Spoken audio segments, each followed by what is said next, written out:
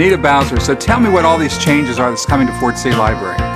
Okay, well, we got a community development block grant, and we're going to, actually the borough did, and we're going to be changing our accessibility so that we're ADA accessible. Our front doors here, we have the double doors. They're really cumbersome and difficult for people to come in with if they're in a chair and on a walker. Even people with canes have a hard time, baby strollers have a hard time. So they're going to replace these doors with automatic doors. There'll be two sets, and they will both open on a button, coming and going. So they're going to replace those. Now that's really important too, because I know even just me coming in, if I bring equipment in, for instance, I mean,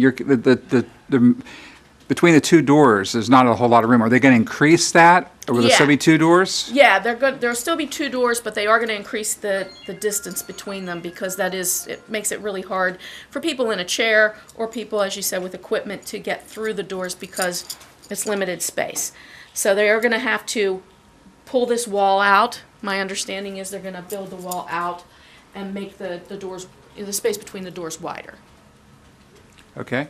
Okay. The library is quite long, and so whenever we get back to the back, Anita, you're going to make some changes on this back wall too. Yeah, we're going to need to put in an emergency exit that is handicap accessible. We're going to put it somewhere right in that area, and it'll be wide enough for someone with a chair or a walker.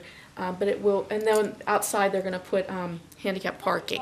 I don't believe people realize that right outside that wall is probably 2 or 3 parking spaces, something like that. Yeah, yes, there are 2 or 3. So therefore, people, if they're handicapped, can pull around and actually come in, quote, the back door. Yeah, that gives them more parking. So what else can you tell me about the grant? Well, I know that the work has to be done by September of this year, so it's going to be happening pretty quickly here. Beyond that, I need to talk to the borough. We need to work together with the borough and the county to make it happen.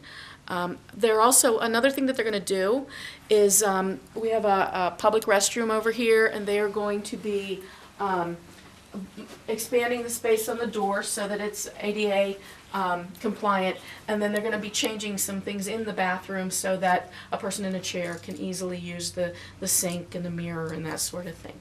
And all of our doorways are going to be widened. Right, very important to those that have to use wheelchairs or walkers trying to get in and out of the restrooms. Yeah, and it's a pretty big project. Now, we mentioned this building is owned by the borough, and they provide it for the library. Is that the way it goes? The property is owned by the borough. The property was deeded to the borough. The building was built by a group, a community group, led by John Englert, and it was built for the library. So the borough owns the property, the library owns the building, but the borough maintains the building for us.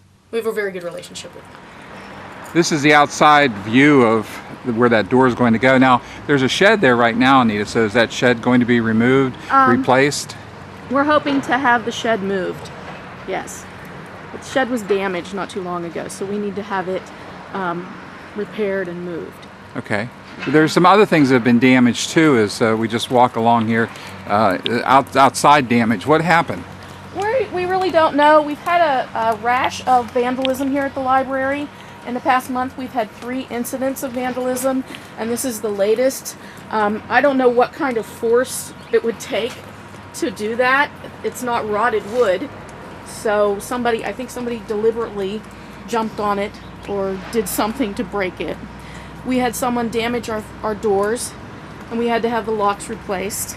Really? Yes, and someone threw debris and ice into our book deposit and damaged our books. Has this been normal, or is this really just way out? It's very unusual. It's very unusual. We haven't had vandalism for a very long time. It's been several years. And then it was usually just little pranks, things like they took the L out of public library. But this has been serious, and it's been three incidents in a month. So we're looking at getting some security and surveillance outside of the building, take precautions. It's disheartening. Absolutely.